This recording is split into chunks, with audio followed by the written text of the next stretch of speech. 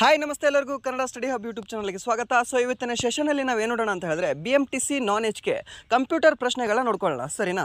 So ಬನ್ನಿ video start ಮಾಡೋಣ. Video start ಮಾಡೋಕ್ಕಿಂತ ಮುಂಚೆ ವಿಡಿಯೋ ಕೊನೆವರೆಗೂ ನೋಡಿ ಅಂತ ಹೇಳ್ತಾ, ವಿಡಿಯೋ ಕೊನೆವರೆಗೂ ನೋಡಿದ ನಂತರ ವಿಡಿಯೋ ಇಷ್ಟ ಆದರೆ ಲೈಕ್ ಮಾಡಿ. ಇಫ್ ಇವನ್ ವಿಡಿಯೋ ಇಷ್ಟ ಆಗಲಿಲ್ಲ ಅಂದರೆ ಸೊ ಆಬ್ವಿಯಸ್ಲಿ ಡಿಸ್ಲೈಕ್ ಮಾಡಿ ಅಂತ ಹೇಳ್ತಾ ಬನ್ನಿ ಮೊದಲ ಪ್ರಶ್ನೆ ನೋಡೋಣ.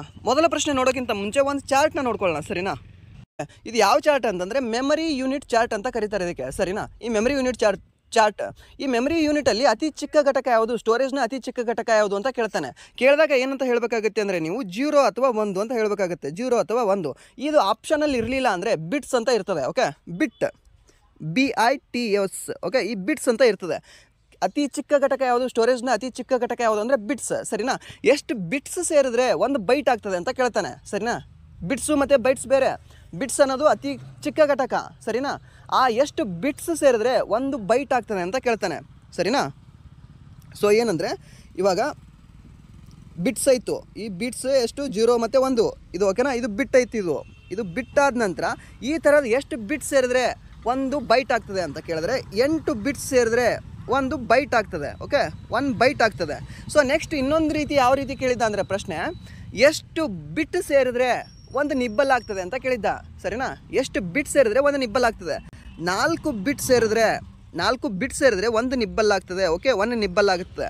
ಇನ್ನೊಂದು SSನಲ್ಲಿ ಏನು ರೀತಿ ಕೇಳಿದ್ದ ಅಂದರೆ ಅವನು ಇನ್ನೂ ಸ್ವಲ್ಪ ಕೆಳಗಡೆ ಹೋಗಿಬಿಟ್ಟಿದ್ದಾನೆ. ಓಕೆ, ನಿಬ್ಬಲ್ಗಿಂತ ಕೆಳಗಡೆ ಅಂದರೆ 2 ಬಿಟ್ ಸೇರಿದ್ರೆ ಏನಾಗುತ್ತೆ ಅಂತ ಕೇಳಿದ್ದ.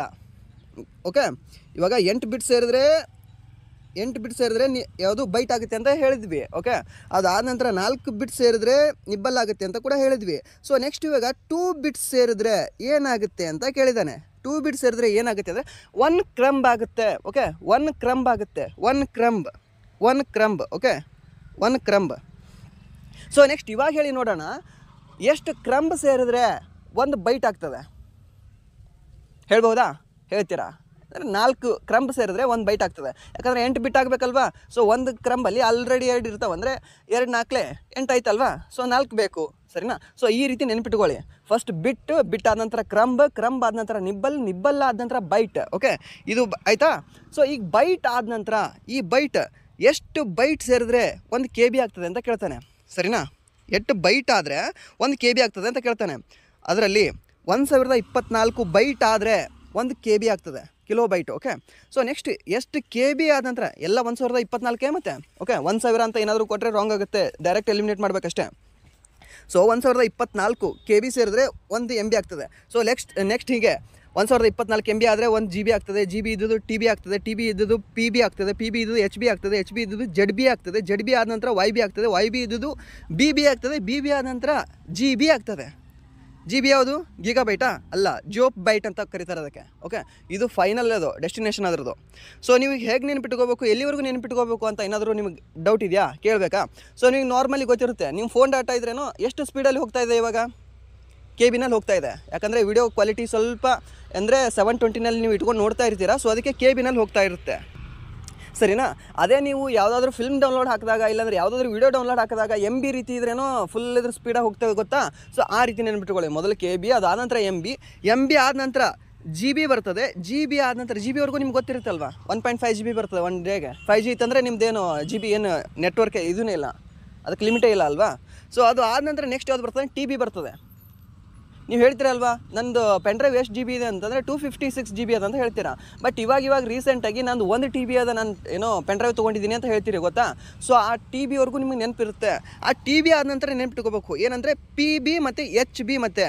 ಓಕೆ, PB HB 2 ನೆನ್ಪಿಟ್ಕೊಳ್ಳಿ. ಆ H ಆದ ನಂತರ ZB ಮತ್ತು YB ಬರ್ತದೆ. ಫಸ್ಟ್ YB ಬರೋದಿಲ್ಲ, ಓಕೆನಾ? ಜೆಟಾಬೈಟ್ ಬರೋದಿಲ್ಲ, ಯೋಟಾಬೈಟ್ ಬರೋದಿಲ್ಲ, ಜೆಟಾಬೈಟ್ ಬರ್ತದೆ. ಮೊದಲು Z ಬರ್ತದೆ, ಆಮೇಲೆ Y ಬರ್ತದೆ, ಉಲ್ಟಾ. ಓಕೆನಾ? ಅಲ್ಫಾಬೆಟಿಕ್ಸಲ್ಲಿದ್ದರೆ ಉಲ್ಟಾ ತೊಗೊಂಡು ಹೋಗಿ ಅಲ್ಲಿಂದ, ಸರಿನಾ? ಯೋಟಾಬೈಟ್ವರೆಗೂ ನಿಮಗೆ ಕೇಳಿದ್ದಾನೆ. ಕೆಲವೊಂದು SSC ಎಕ್ಸಾಮಲ್ಲಿ ಮಾತ್ರ ಇದ್ರೇನೋ ಈ ಬ್ರೋಂಟೋಬೈಟು ಮತ್ತು ಇದ್ರೇನು ಜೂಪೋಬೈಟ್ ಇದ್ದರೆ ಇದ್ರ ಬಗ್ಗೆ ಕೇಳಿದ್ದಾನೆ, ಸರಿನಾ? ಸೊ ನೀವು ಇಲ್ಲಿ ಯೋಟಾಬೈಟ್ವರೆಗೂ ನೆನ್ಪಿಟ್ಕೊಂಡ್ರೆ ನಿಮಗೆ ಸಾಕು, ಸರಿನಾ? ಸೊ ಬನ್ನಿ ಇವಾಗ ನಮ್ಮದು ಮೇನ್ ಕಾನ್ಸೆಪ್ಟ್ ಏನಿದೆ ಅಂದರೆ ಕ್ವಶನ್ ಪೇಪರ್ ಸಾಲ್ವ್ ಮಾಡೋದು, ಸರಿನಾ? ಅದನ್ನು ಹೋಗೋಣ. ಮೊದಲ ಪ್ರಶ್ನೆ ಏನಿದೆ ಅಂದರೆ ಈ ಕೆಳಗಿನವುಗಳಲ್ಲಿ ಯಾವ ವಾಕ್ಯ ಅಥವಾ ವಾಕ್ಯಗಳು ಸರಿಯಾಗಿದ್ದಾವೆ ಅಂತ ಕೊಟ್ಟಿದ್ದಾನೆ, ಸರಿನಾ? ಸೊ ವಾಕ್ಯಗಳು ಏನು ಕೊಟ್ಟಿದ್ದಾನೆ ಅಂದರೆ ಲೆವೆಲ್ 1 ಇದೆಯಲ್ಲ, ಇದು ಕ್ಯಾಶ್ CPU ಒಳಗೆ ಇರ್ತದೆ ಅಂತ ಕೊಟ್ಟಿದ್ದಾನೆ. ಲೆವೆಲ್ 1ನಲ್ಲಿ ಕ್ಯಾಶ್ CPU ಒಳಗೆ ಇರ್ತದಂತೆ. ಕ್ಯಾಶ್ ಏನಿದೆಯಲ್ಲ ಅದು CPU ಒಳಗೆ ಇರ್ತದಂತೆ. ಓಕೆ, ಅದಾದ ನಂತರ ಲೆವೆಲ್ 2 ಏನು ಕೊಟ್ಟಿದ್ದಾನೆ ಅಂದರೆ ಕ್ಯಾಶ್ ಕ್ಯಾಶ್, ಓಕೆ, ಕ್ಯಾಶೆ ಅಂತ ಕರಿತೀವಿ ಗೊತ್ತಾ, ಅದು ಕ್ಯಾಶ್, ಅದು ಗಣಕಯಂತ್ರದ ಮದರ್ ಬೋರ್ಡ್ ಮೇಲೆ ಸ್ಥಾಪಿತವಾಗಿರ್ತದೆ ಅಂತ ಕೊಟ್ಟಿದ್ದಾನೆ. ಆನ್ ದ ಮದರ್ ಬೋರ್ಡ್ ಅಂತ, ಓಕೆನಾ. ಇನ್ ದ ಮದರ್ ಬೋರ್ಡ್ ಅಲ್ಲ, ಆನ್ ದ ಮದರ್ ಬೋರ್ಡ್ ಅಂತ ಕೊಟ್ಟಿದ್ದಾನೆ, ಇದು ನೆನಪಿರಲಿ. ಅದಾಂತರ ಆಪ್ಷನ್ ಸಿ ಇದೆ, ಮೀನ್ಸ್ ಏನೋ ವಾಕ್ಯ 3 ಏನಿದೆ ಅಂದರೆ ಕ್ಯಾಶ್ ಮೆಮೊರಿಯಲ್ಲಿ ಡಾಟಾ ತಾತ್ಕಾಲಿಕವಾಗಿ ಸಂಗ್ರಹಿಸಲ್ಪಡುವುದು ಅಂತ ಕೊಟ್ಟಿದ್ದಾನೆ, ಸರಿನಾ. ತಾತ್ಕಾಲಿಕವಾಗಿ ಸಂಗ್ರಹಿಸಲ್ಪಡ್ತದಾ? ಹೌದಾ?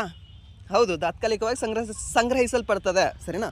ಸೊ ಇದು ಕೂಡ ಸರಿಯಾಗಿದೆ. ಸೊ ಆಪ್ಷನ್ ಮೀನ್ಸ್ ಏನೋ ಹೇಳಿಕೆ 1, ಹೇಳಿಕೆ 2 ಮತ್ತು ಹೇಳಿಕೆ 3 ಕೂಡ ಸರಿಯಾಗಿದ್ದಾವೆ, ಸರಿನಾ. ನೀವು ಹೇಳಿಕೆ 1, ಹೇಳಿಕೆ 2 ನೆನ್ಪಿಟ್ಕೊಳ್ಳಿ, ಸರಿನಾ. ಕ್ಯಾಶ್ ಇದ್ದರೆ ಎದ್ರೊಳಗಿದ್ರೇನೋ ಇರ್ತದೆ, ಅದು ಆ ನಂತರ ಎದ್ರ ಮೇಲೆ ಕೂಡ ಇದ್ರೇನೋ ಕಂಡು ಬರ್ತದೆ ಅಂತ, ಓಕೆನಾ. ಅದು ಲೆವೆಲ್ 1ನಲ್ಲಿ ಕ್ಯಾಶ್ ಸಿ ಪಿ ಒಳಗಿರ್ತದೆ, ಲೆವೆಲ್ 2ನಲ್ಲಿ ಮದರ್ ಬೋರ್ಡ್ ಮೇಲ್ಗಡೆ ಇರ್ತದೆ. ಕೆಲವೊಂದು ಕಡೆ ಹೇಗೆ ಕೊಟ್ಟಿರ್ತಾನೆ ಅಂದರೆ ಕಂಪ್ಯೂಟರ್ದು ಏನು ಚಿಪ್ ಇರ್ತದಲ್ವ, ಚಿಪ್ನಲ್ಲೂ ಲೆವೆಲ್ 2 ಇರ್ತದೆ ಅಂತ ಹೇಳಿರ್ತಾನೆ, ಸರಿನಾ. ಅದು ಕೂಡ ಇದ್ರೇನೋ ಒಂದು ಲೆವೆಲ್ ಸರಿನೇ ಆಗ್ತದೆ, ಸರಿನಾ. ಇದು ನೆನಪಿಟ್ಕೊಳ್ಳಿ ನೀವು. ಇದಕ್ಕೆ ಏನು ಉತ್ತರ ಅಂದರೆ ಎ ಮತ್ತು ಬಿ ಮತ್ತು ಸಿ 3 ಕೂಡ ಸರಿಯಾಗಿದ್ದಾವೆ, ಸರಿನಾ. ಕ್ಯಾಶ್ ಮೆಮೊರಿ ಡಾಟಾ ತಾತ್ಕಾಲಿಕವಾಗಿ ಸಂಗ್ರಹಿಸಲ್ಪಡುವುದು. ಆ ಮೇಲಿಂದ 2 ನೆನ್ಪಿಟ್ಕೊಳ್ಳಿಲ್ಲ ಅಂದರೆ ಆಪ್ಷನ್ 3 ಆದರೂ ಮೀನ್ಸ್ ಹೇಳಿಕೆ 3 ಆದರೂ ನೆನ್ಪಿಟ್ಕೊಳ್ಳಿ, ಯಾಕಂದರೆ ಈ ಪ್ರಶ್ನೆ ಜಾಸ್ತಿ ಟೈಮ್ ಕೇಳಿದ್ದಾನೆ, ಸರಿನಾ. ಸೊ ನೆಕ್ಸ್ಟ್ ಪ್ರಶ್ನೆ ಏನಿದೆ ಅಂದರೆ ಈ ಕೆಳಗಿನವುಗಳಲ್ಲಿ ಯಾವುದು ಡಾಟಾ ಸ್ಕ್ಯಾನಿಂಗ್ ಉಪಕರಣವಲ್ಲ ಅಂತ ಕೊಟ್ಟಿದ್ದಾನೆ. ಯಾವುದೋ ಇಲ್ಲಿ 3 ಕೊಟ್ಟಿದ್ದಾನೆ, ಏನಂದರೆ ಅವು ಡಾಟಾವನ್ನು ಸ್ಕ್ಯಾನ್ ಮಾಡ್ತವೆ ಅಂತ, ಓಕೆ, ಡಾಟಾವನ್ನು ಸ್ಕ್ಯಾನ್ ಮಾಡ್ತವೆ ಅಂತೆ, ಓಕೆ. ಬಟ್ ಇಲ್ಲಿ ಇನ್ನೊಂದಿದೆ, ಅದು ಡಾಟಾ ಸ್ಕ್ಯಾನ್ ಮಾಡಲ್ಲ ಅದು, ಓಕೆ, ಅದು ಇನ್ಪುಟ್ ಡಿವೈಸ್ ಇದೆ. ಯಾವುದು ಅದು? ಇನ್ಪುಟ್ ಆ್ಯಂಡ್ ಮತ್ತು ಔಟ್ಪುಟ್ ಡಿವೈಸ್ ಇದೆ ಅದು ಆ್ಯಕ್ಚುಲಾಗಿ, ಸರಿನಾ. ಇವಾಗ ಡಾಟಾ ಸ್ಕ್ಯಾನಿಂಗ್ ಅನ್ನೋದು ಇನ್ಪುಟ್ಟಾ ಔಟ್ಪುಟ್ಟಾ ಹೇಳಿ? ಇನ್ಪುಟ್ಟಾ ಔಟ್ಪುಟ್ಟಾ? ಇನ್ಪುಟ್ ಡಿವೈಸ್ ಅದು, ಯಾಕಂದರೆ ನಾವು ಅದಕ್ಕೆ ಡಾಟಾ ಕೊಡ್ತಿದ್ದೀವಿ, ಅದನ್ನೇನೋ ಅದು ಡಿಜಿಟಲಾಗಿ ಅನೆಕ್ಟ್ ಮಾಡ್ಕೋತಿದೆ, ಓಕೆ. ಸೊ ಅದು ಇನ್ಪುಟ್ಸಿಗೆ ಏನೋ ಉಪಕರಣ ಆಗ್ತದೆ, ಅಪಾರ್ಟಸ್ ಆಗ್ತದೆ, ಓಕೆ, ಅದನ್ನ ನೆನ್ಪಿಟ್ಕೊಳ್ಳಿ. ಇಲ್ಲಿ OCR ಉಪಕರಣ ಅಂತ ಕೊಟ್ಟಿದ್ದಾನೆ, OCR, ಓಕೆ. OCR ಇದ್ರೇನೋ ಡಾಟಾ ಸ್ಕ್ಯಾನಿಂಗ್ ಇದೆಯೋ ಅಲ್ವೋ? OCR ಕೂಡ ಇದ್ರೆ ಡಾಟಾ ಸ್ಕ್ಯಾನಿಂಗ್ ಮಾಡ್ತದೆ. OMR ನೀವು ಎಕ್ಸಾಮ್ ಬರೀತೀರಲ್ವಾ, ಅದ್ರದ್ದು OMR ಇದ್ರೇನೋ ಸ್ಕ್ಯಾನ್ ಆಗುತ್ತಲ್ವಾ, ಸೊ ಅದು ಕೂಡ ಇದ್ರೇನೋ ಡಾಟಾ ಸ್ಕ್ಯಾನ್ ಆಗ್ತದೆ ಅದರಲ್ಲಿ ಕೂಡ. ಬಾರ್ ಕೋಡ್ ರೀಡರು, ಇವಾಗ ನೀವು ಎಲ್ಲಾದರೂ ಮಾಲಾದರೂ ಹೋಗಿರ್ತೀರ, ಅಲ್ಲಿ ಬಾರ್ ಕೋಡ್ ಇರ್ತಾವೆ ಗೊತ್ತಾ, ನೀವು ಬಿಲ್ ಮೇಲೆ, ಇಲ್ಲಾಂದರೆ ನಿಮ್ದು ಏನಾದರೂ ಒಂದು ವಸ್ತು ತೊಗೋತೀರಲ್ಲ ಅದ್ರ ಮೇಲೆ ಬಾರ್ ಕೋಡ್ ಇರ್ತವೆ. ಇವಾಗ ಒಂದು ಚಿಪ್ಸ್ ತೊಗೊಳ್ಳಿ, ಅದ್ರ ಮೇಲೆ ಒಂದು ಬಾರ್ ಕೋಡ್ ಇರುತ್ತೆ, ಮೀನ್ಸ್ ಏನೋ ಅದ್ರದ್ದು ಅಮೌಂಟ್ ಎಷ್ಟು ಅಂತ ಎಕ್ಸಾಕ್ಟಾಗಿ ಅದರಲ್ಲಿ ಇರ್ತದೆ, ಸರಿನಾ. ಆ ಬಾರ್ ಕೋಡ್ ರೀಡರ್ ಕೂಡ ಅದು ಕೂಡ ಒಂದು ಸ್ಕ್ಯಾನರೇ, ಸ್ಕ್ಯಾನಿಂಗ್ ಮಾಡ್ತದೆ ತಾನೇ ಅದು. ಸೊ ಅದು ಕೂಡ ಇಲ್ಲಿ ಆಪ್ಷನ್ ಡಿ ಇದೆಯಲ್ಲ, ಟಚ್ ಸ್ಕ್ರೀನ್. ಈ ಟಚ್ ಸ್ಕ್ರೀನ್ ಅನ್ನೋದು ಏನು ಅಂತ ಕೇಳಿದ, ಓಕೆ. ರೀಸೆಂಟಾಗಿ ಮೊನ್ನೆ MTS ಅಲ್ಲೇ ಕೇಳಿದ ಅನಿಸುತ್ತೆ. ಟಚ್ ಸ್ಕ್ರೀನ್ ಅನ್ನೋದೇನು? ಇನ್ಪುಟ್ ಡಿವೈಸಾ ಔಟ್ಪುಟ್ ಡಿವೈಸಾ? ಆ್ಯಕ್ಚುಲಾಗಿ ಇನ್ಪುಟ್ ಆ್ಯಂಡ್ ಔಟ್ಪುಟ್ ಡಿವೈಸ್ 2 ಇದೆ, ಅದು ಕೂಡ ಆಪ್ಷನಲ್ಲಿ ಕೊಟ್ಟಿದ್ದ ಅವನು, ಸರಿನಾ. ಟಚ್ ಸ್ಕ್ರೀನ್ನ ಇನ್ಪುಟ್ ಡಿವೈಸ್ ಅಷ್ಟೇ ಅಲ್ಲ, ನಮ್ಗೆ ಕಾಣಿಸ್ತದೆ ಅಲ್ವಾ, ಸೊ ಔಟ್ಪುಟ್ ಡಿವೈಸು ಆಗ್ತದೆ. ಸೊ ಬರೀ ನಮ್ಗೆ ಕಾಣಿಸ್ತದೆ ಅಂತ ನಾವು ಔಟ್ಪುಟ್ ಡಿವೈಸ್ ಅನ್ಕೋತೀವ, ಇಲ್ಲ, ಅದು ಇನ್ಪುಟ್ ಡಿವೈಸು ಅದೇ, ಯಾಕಂದ್ರೆ ನಾವು ಟಚ್ ಮಾಡಿದ್ರೇನೋ ಎಲ್ಲ ವರ್ಕ್ ಮಾಡ್ತೀವಿ ತಾನೇ, ಸೊ ಹಾಗೆ. ಸೊ ನೆಕ್ಸ್ಟ್ ಏನೋ ಕೀಪ್ಯಾಡ್ ಮೊಬೈಲ್ ಇರ್ತಲ್ಲ, ಆ ಕೀಪ್ಯಾಡ್ ಮೊಬೈಲ್ ಇರೋ ಸ್ಕ್ರೀನು ನಿಮಗೆ ಇನ್ಪುಟ್ ಡಿವೈಸಾ ಔಟ್ಪುಟ್ ಡಿವೈಸಾ? ಈಸಿ ಗುರು, ಔಟ್ಪುಟ್ ಡಿವೈಸ್ ಅಂತ ಹೇಳ್ತೀರಾ, ಸರಿನಾ. ಸೊ ಸರಿಯಾದ ಉತ್ತರ ಅದು. ಸೊ ನೆಕ್ಸ್ಟ್ 73ನೇ ಪ್ರಶ್ನೆ ಏನಿದೆ ಅಂದರೆ ಹೊಂದಿಸಿ ಬರೆಯಿರಿ ಅಂತ ಕೊಟ್ಟಿದ್ದಾನೆ. SMPS, CPU, HDD ಮತ್ತು ಮದರ್ ಬೋರ್ಡ್, ಸರಿನಾ. ಹೊಂದಿಸಿ ಬರೆಯಿರಿ. ಇವಾಗ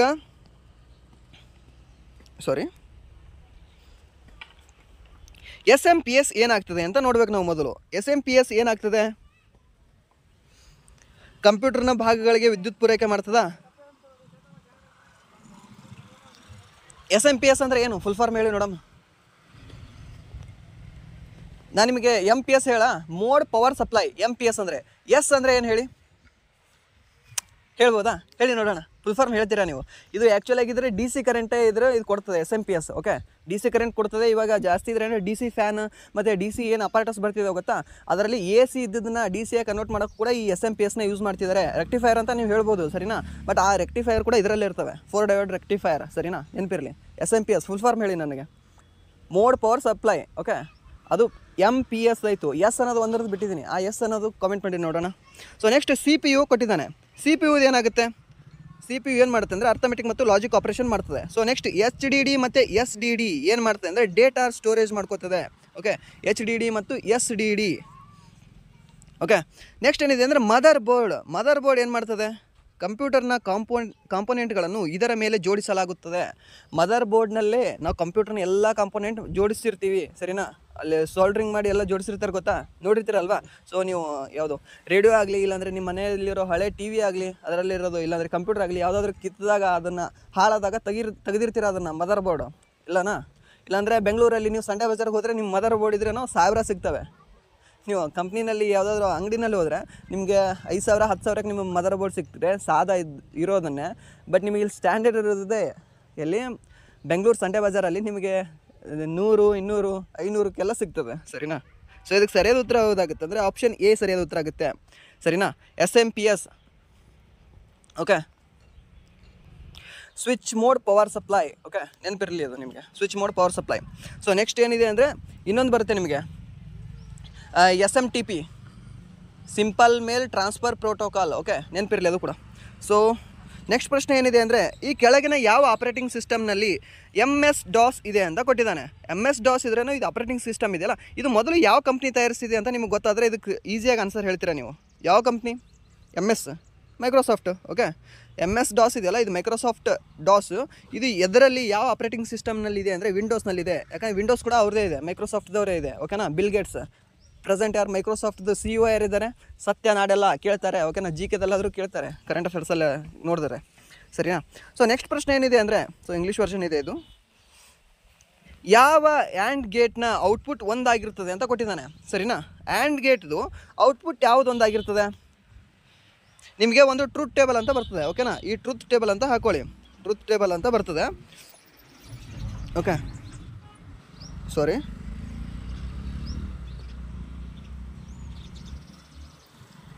ಓಕೆ, ಇಲ್ಲಿ A B ಇಲ್ಲಿ O. ಓಕೆ, ಇಲ್ಲಾಂದರೆ C ಅಂತ ಹಾಕೊಳ್ಳಿ. AB ಅನ್ನೋದು ಏನಂದರೆ ಇನ್ಪುಟ್ ಅದು. ಓಕೆ, ಇನ್ಪುಟ್ ಮೀನ್ಸ್ ಏನೋ ಇವಾಗ ಈ ರೀತಿ ಇರ್ತದೆ. ಆ್ಯಂಡ್ ಗೇಟ್ ಅಂದರೆ ಈ ರೀತಿ ಇರ್ತದೆ ಸಿಂಬಲ್. ಓಕೆ, ಈ ರೀತಿ ಇರ್ತದೆ. ಇಲ್ಲಿ ನಾನು 0 0 ಕೊಟ್ಟಾಗ ಇಲ್ಲಿ ಏನು ಬರ್ತದೆ ಅಂತ ಕೇಳಿದ್ದಾನೆ. ಓಕೆ, ಇಲ್ಲಿ ನಾನು 0 0 ಕೊಟ್ಟಾಗ ಆ್ಯಂಡ್ ಗೇಟಲ್ಲಿ ಇಲ್ಲಿ 0ನೇ ಬರ್ತದೆ, ಸರಿನಾ, 0ನೇ ಬರ್ತದೆ. ನಾನಿಲ್ಲಿ 0 ಮತ್ತು 1 ಕೊಟ್ಟಾಗ ಏನು ಬರ್ತದೆ? 0 × 1 ಏನಾಗ್ತದೆ?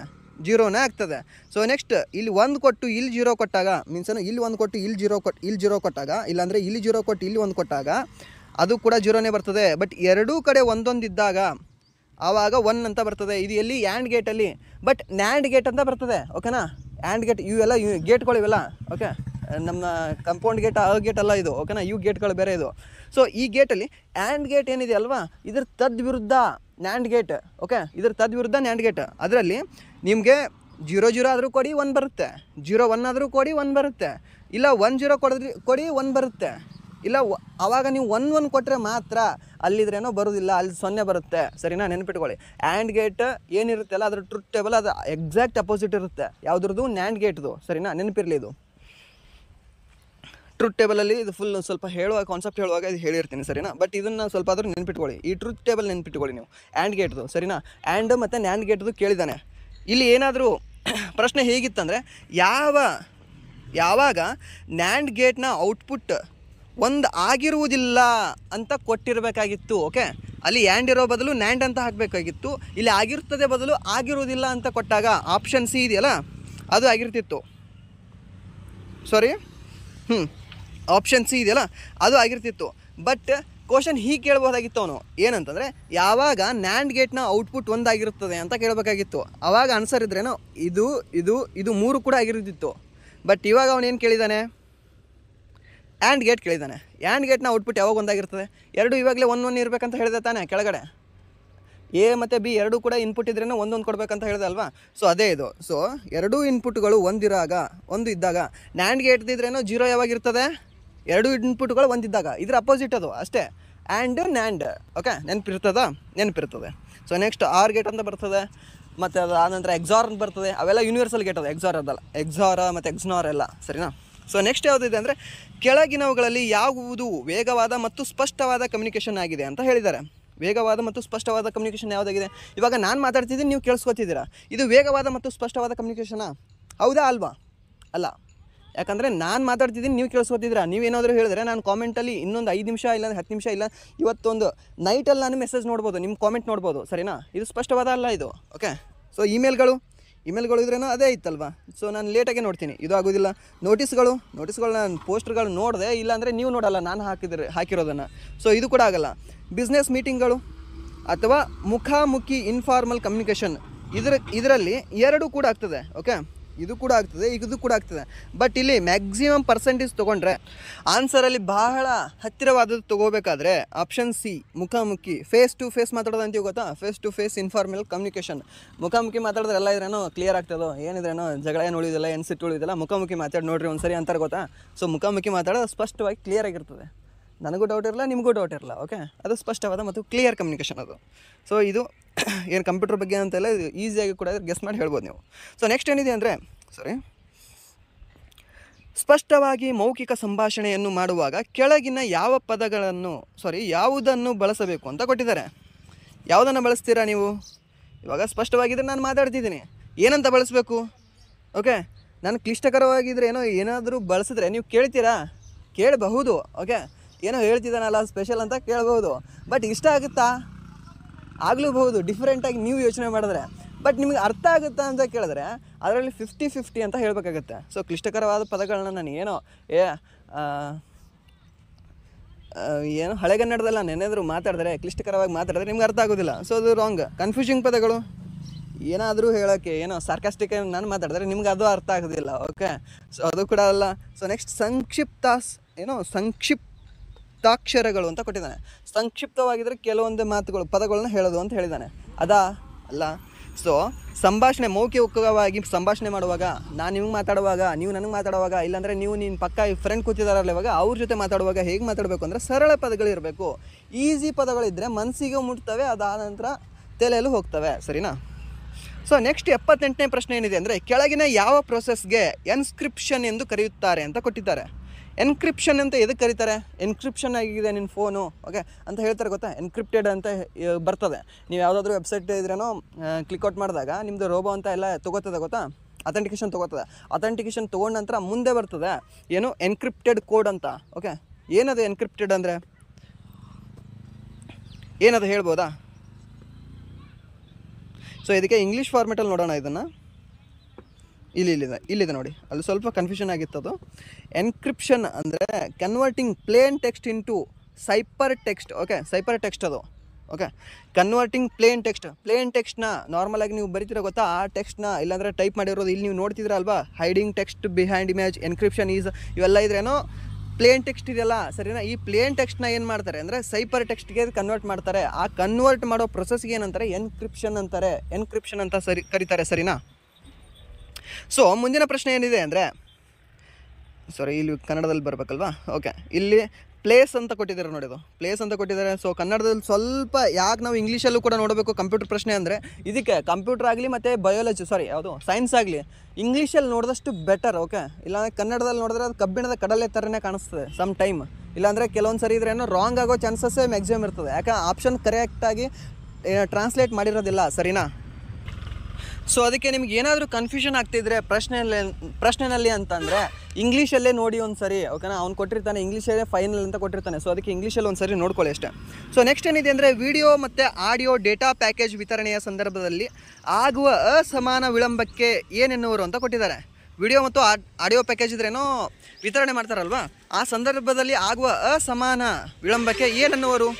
ರೋಟರ್ ಅನ್ನೋರ, ಅಕ್ಯುರಸಿ ಅನ್ನೋರ, ಡೆಲಿವರ್ ಅನ್ನೋರ, ಜಿಟ್ಟರ್ ಅನ್ನೋರ ಅಂತ ಕೇಳಿದ್ರೆ ನೀವು ಏನಂತ ಹೇಳ್ತೀರಾ? ಸುಮ್ಮನೆ ನಾರ್ಮಲ್ ಭಾಷೆದಲ್ಲಿ ಅಂದರೆ ಅಕ್ಯುರಸಿ ಅಂತ ಆಗ್ತದಾ? ಅಕ್ಯುರಸಿ ಅಂದರೆ ಪರ್ಫೆಕ್ಟಾಗಿ ಅಕ್ಯುರಸಿ ಆಗ್ತದೆ, ರಾಂಗ್ ಆಗುತ್ತೆ ತಾನೆ. ಸೊ ನೆಕ್ಸ್ಟ್ ಇಲ್ಲಿ ಯಾವುದಾಗುತ್ತೆ ಅಂದರೆ ಜಿಟ್ಟರ್ ಅಂತ ಬರ್ತದೆ. ಓಕೆ, ಜಿಟ್ಟರ್ ಆಗ್ತದೆ. ಓಕೆ, ಇದು ಇಂಗ್ಲೀಷಲ್ಲಿ ನಿಮಗೆ ಇದ್ರದ್ದು ಕೂಡ ಇಂಗ್ಲೀಷಲ್ಲಿ ಏನು ಹೇಳೋದು ಆದರೆ jitter is the uneven delay in the video or audio data packet delivery ಅಂತ ಹೇಳ್ತಾರೆ. ಓಕೆನಾ? ಇವಾಗ ವಿಡಿಯೋ ಮೊದಲು ಬರ್ತದೆ, ಆಡಿಯೋ ಸ್ವಲ್ಪ ಲೇಟಾಗಿ ಬರ್ತದೆ. ಅದಾಂತರ ಆಡಿಯೋ ಮೊದಲು ಬರ್ತದೆ, ವಿಡಿಯೋ ಸ್ವಲ್ಪ ಲೇಟಾಗಿ ಬರ್ತದೆ ಯಾವುದಾದ್ರೂ ವಿಡಿಯೋದಲ್ಲಿ ಗೊತ್ತಾ. ಸೊ ಆ ಡಿಲೇಗೆ ಏನಂತ ಕರೀತಾರೆ ಅಂದರೆ ಜಿಟ್ಟರ್ ಅಂತ ಕರೀತಾರೆ. ಓಕೆ, ಜಿಟ್ಟರ್ ಏನಾದರೂ ನೀವು ಮೂವಿ ನೋಡುವಾಗ ನೋಡಿರ್ತೀರ, ಡೈಲಾಗ್ ಅವನೇನೋ ಕೈ ಯಾವ ಕಡೆನೋ ಮಾಡ್ತಿರ್ತಾನೆ, ಡೈಲಾಗ್ ಯಾವುದೋ ಇದ್ರೆ ಪ್ಲೇ ಆಗ್ತಿರುತ್ತೆ. ಸೊ ಅದಕ್ಕೆ ಜಿಟ್ಟರ್ ಅಂತಾರೆ ಆ್ಯಕ್ಚುಲಾಗಿ. ಓಕೆನಾ? ಅದು ನೆನಪಿರಲಿ ನಿಮಗೆ ಜಿಟ್ಟರ್ ಅಂದರೆ. ಮುಂದಿನ ಪ್ರಶ್ನೆ ಏನಿದೆ ಅಂದರೆ 80ನೇ ಪ್ರಶ್ನೆ, ಹೊಂದಿಸಿ ಬರೆಯಿರಿ ಅಂತ ಕೇಳಿದ್ದಾನೆ. ಸರಿನಾ? ಹೊಂದಿಸಿ ಬರೆಯಿರಿ ಏನಂತ ಕೊಟ್ಟಿದ್ದಾನೆ? ಇವಾಗಲೇ ಜಿಟ್ಟರ್ ಅಂತ ಬಂದಿತ್ತಲ್ವಾ, ಏನು ಡಿಲೇ ಅಲ್ವಾ, ಆಡಿಯೋ ಮತ್ತು ಆ ವಿಡಿಯೋದು ಅದ್ರ ಮಧ್ಯೆ ಇರೋ ಡಿಲೇಗೆ. ಸೊ ಇಲ್ಲಿ ಏನು ಕೊಟ್ಟಿದ್ದಾನೆ ಅದನ್ನೇ ಸ್ವಲ್ಪ ಇಂಗ್ಲೀಷಲ್ಲಿ ಕೊಟ್ಟಿದ್ದಾನೆ. ಏನಂತ? ಪ್ಯಾಕೆಟ್ ಅರೈವಲ್ ಡಿಲೇ ಅಂತ ಕೊಟ್ಟಿದ್ದಾನೆ. ಸೊ ಡಿಲೇ ಅಂತ ಬಂತಾ, ಜಿಟ್ಟರ್ ಅಂತ ಬಂತಾ. ಸೊ ನೋಡಿ ಮೇಲಿನ ಪ್ರಶ್ನೆಯಲ್ಲಿ ನೋಡಿದ್ರೆ ಕೆಳಗಡೆ ನಿಮ್ಗೆ ಆನ್ಸರ್ ಸಿಕ್ಬಿಡ್ತಲ್ವಾ. A2 ಆಗಬೇಕು. A2 ಯಾವುದಿದೆ? ಇದು ಇಲ್ಲ, ಇದು ಇಲ್ಲ, ಇದು ಇಲ್ಲ. ನೋಡಿ ಆನ್ಸರ್ ಸಿಕ್ಬಿಡ್ತಲ್ವಾ. ಸೊ ಅದ್ರದ್ದು ಆನ್ಸರ್ ನೋಡಿದಾದ್ರು ಇಲ್ಲಾಂದರೆ ಇದಕ್ಕೆ ನೋಡಿದ್ರಾದರೂ ಇಲ್ಲಿ ಯಾವುದು ವರ್ಡ್ ಕಾಮನ್ ಇದೆ ಅಲ್ಲಿ ಯಾವ ವರ್ಡ್ ಕಾಮನ್ ಇದೆ ಅಂತ ನೋಡಿದ್ರೆ ಕೂಡ ನಿಮಗೆ ಇದ್ರೇನು 2 ಮಾರ್ಕ್ಸ್ ಬರ್ತವೆ ಈಸಿಯಾಗಿ. ಓಕೆನಾ, ಈಸಿಯಾಗಿ ಬರ್ತವೆ ನಿಮಗೆ 2 ಮಾರ್ಕ್ಸ್. ನೋಡಿ ಎಷ್ಟು ಚೆನ್ನಾಗಿದೆ ನೋಡಿ ಇದು. ಸೊ ನೆಕ್ಸ್ಟ್ B1 ಆಗುತ್ತಾ? ಎಸ್, ಪ್ರೋಟೋಕಾಲ್ ಇದೆಯಲ್ಲ, it's an a set of rules. Protocol. Okay, ಇವಾಗ ಕೋವಿಡ್ ಟೈಮಲ್ಲೆಲ್ಲ ಈ ವರ್ಡ್ ಇದ್ರೇನೋ ಜಾಸ್ತಿ ಯೂಸ್ ಇತ್ತು. ನಂದು ಏನೋ ಪ್ರೋಟೋಕಾಲ್, ನನ್ನ ಕಂಪ್ನಿ ರೂಲ್ಸು, ನಂದು ಪ್ರೋಟೋಕಾಲ್ ಏನಿದೆ ಅಂದರೆ ನೀನು ಮಾಸ್ಕ್ ಹಾಕೇ ಬರಬೇಕು. ಓಕೆ, ನೀನು ಇದ್ರ ಸ್ಯಾನಿಟೈಸರ್ ಯೂಸ್ ಮಾಡಬೇಕು. ಅದಾದರೆ ನೀನು ಬಸ್ಸಲ್ಲಿ ಹತ್ತುವಾಗ ನೀನು ಸ್ಯಾನಿಟೈಸರ್ ಯೂಸ್ ಮಾಡ್ಕೋಬೇಕು, ನೀನು ಮಾಸ್ಕ್ ಹಾಕಿರಲೇಬೇಕು, 5 ಮೀಟರ್ ಡಿಸ್ಟೆನ್ಸ್ ಮೇಂಟೈನ್ ಮಾಡಬೇಕು. ಇದೆಲ್ಲ ಸೆಟ್ ಆಫ್ ರೂಲ್ಸ್, ಇದೆಲ್ಲ ಪ್ರೋಟೋಕಾಲ್ಸ್. ಓಕೆನಾ, ಸಮ್ ಇದ್ರೇನೋ ದೇವಸ್ಥಾನದಲ್ಲಿ ಕೂಡ ಇರ್ತವೆ, ಸೆಟ್ ಆಫ್ ರೂಲ್ಸ್ ಇರ್ತವೆ. ಸೊ ನೀನು ದೇವಸ್ಥಾನದಲ್ಲಿ ಹೋಗುವಾಗ ನೀನು ಇದೇ ಮಡಿ ಬಟ್ಟೆನಲ್ಲೇ ಹೋಗಬೇಕು, ಸ್ನಾನ ಮಾಡಿ ಹೋಗಬೇಕು. ಅದಾದ ನಂತರ ನೀನು ಹೇಗೋ ಹಾಫ್ ಪ್ಯಾಂಟಲ್ಲಿ, ಅದಾದ ನಂತರ ಬರ್ಮೋಡ, ಸೊ ಆ ರೀತಿ ಡ್ರೆಸ್ಸಲ್ಲಿ ಹೋಗೋ ಹಾಗಿಲ್ಲ. ಈ ರೀತಿ ಎಲ್ಲ ರೂಲ್ಸ್ ಇರ್ತಾವೆ ಗೊತ್ತಾ, ಇವೆಲ್ಲ ಆ ದೇವಸ್ಥಾನದ ಪ್ರೋಟೋಕಾಲ್. ಓಕೆ, ಹಾಗೆ ಕಂಪ್ಯೂಟರ್ನಲ್ಲೂ ಕೂಡ ಇದ್ರೇನು ಸೆಟ್ ಆಫ್ ರೂಲ್ಸ್ ಇರ್ತವೆ. ಆ ರೂಲ್ಸ್ಗೆ ಏನಂತ ಕರಿತೀವಿ ಅಂದರೆ ಒಂದು ಸ್ಟ್ಯಾಂಡರ್ಡ್ ಭಾಷೆನಲ್ಲಿ ಪ್ರೋಟೋಕಾಲ್ ಅಂತ ಕರಿತೀವಿ ಅಷ್ಟೇ. ಇದೇನು ಕಂಪ್ಯೂಟರ್ ಭಾಷೆ ಅಂತ ಅಲ್ಲ, ಇದು ಜಸ್ಟ್ ಇಂಗ್ಲೀಷ್ದು ಸ್ವಲ್ಪ ಸ್ಟ್ಯಾಂಡರ್ಡೈಸೇಷನ್ ವರ್ಡ್ ಇದು ಅಷ್ಟೇ, ಸರಿನಾ. ಸೊ ನೆಕ್ಸ್ಟ್ ಏನಿದೆ ಅಂದರೆ ಸಿಂಪ್ಲೆಕ್ಸ್ ಅಂತ ಕೊಟ್ಟಿದ್ದಾನೆ. ಸೊ ಸಿಂಪ್ಲೆಕ್ಸ್ ಏನಾಗುತ್ತೆ ಅಂದರೆ, ಸಿಂಪ್ಲೆಕ್ಸ್ ಇದ್ರೆ ಯೂನಿ ಡೈರೆಕ್ಷನಲ್ಲಿ ಇರುತ್ತೆ, ಯಾವುದು ಸಿಂಪ್ಲೆಕ್ಸ್. ದೆನ್ ಇದ್ರೇನೋ ಕಾಂಪ್ಲೆಕ್ಸ್ ಮಲ್ಟಿ ಡೈರೆಕ್ಷನಲ್ಲಿ ಇರುತ್ತೆ ಅಷ್ಟೇ, ಸರಿನಾ. ಸೊ ನೆಕ್ಸ್ಟ್ ಟ್ರಾನ್ಸ್ಮಿಷನ್ ಮೀಡಿಯಮ್ ಅಂತ ಕೊಟ್ಟಿದ್ದಾರೆ. ಟ್ರಾನ್ಸ್ಮಿಷನ್ ಮೀಡಿಯಮ್ ಹೆಂಗಿರ್ತದೆ, ಏನೋ ಒಂದು ಟ್ರಾನ್ಸ್ಮಿಟ್ ಆಗ್ತಿದೆ. ಓಕೆ, ಒಂದಿದೇನೋ ಆಪ್ಟಿಕಲ್ ಫೈಬರಿಂದ ಇಲ್ಲಾಂದರೆ ಯಾವುದೋ ಒಂದು ವಯರಿಂದ ಅದು ಟ್ರಾನ್ಸ್ಫರ್ ಆಗ್ತಿದೆ. ಹೇಗೆ ಟ್ರಾನ್ಸ್ಫರ್ ಆಗ್ತಿದೆ? ಫಿಸಿಕಲ್ ಆಗಬೇಕು ತಾನೆ ಮೀಡಿಯಮ್ ಅದು. Okay, transmission medium is always physical path ಇರುತ್ತೆ. ಇವಾಗ ನಿಮ್ಮ ಮನೆ ಮುಂದ್ಗಡೆ ಕಂಬ ಇರುತ್ತಲ್ವಾ, ಬೀದಿ ಕಂಬದಲ್ಲಿ ಕರೆಂಟ್ ಫ್ಲೋ ಆಗ್ತಾ ಇರುತ್ತೆ. ಓಕೆ, ಕರೆಂಟ್ ಅದರಂದು ಎಲೆಕ್ಟ್ರಾನ್ ಮೂವ್ ಆಗ್ತಾ ಇರ್ತವೆ. ಓಕೆ, ಬಟ್ ಅದು ಫಿಸಿಕಲ್ ಇದೆ ತಾನೇ, ನಿಮಗಲ್ಲಿ ತಾರ್ ಹಾಕಿರೋದು, ಏನಂತಾರೆ ಅದಕ್ಕೆ, ವೈರ್ ಹಾಕಿರೋದು, ಅಲ್ಯೂಮಿನಿಯಂ ವೈರ್ ಹಾಕಿರೋದು. ಸೊ ಅದು ಫಿಸಿಕಲ್ ತಾನೇ ನಿಮಗೆ. So transmission medium is always have a physical path. Okay, ನೆನಪಿರಲಿ ಇದು.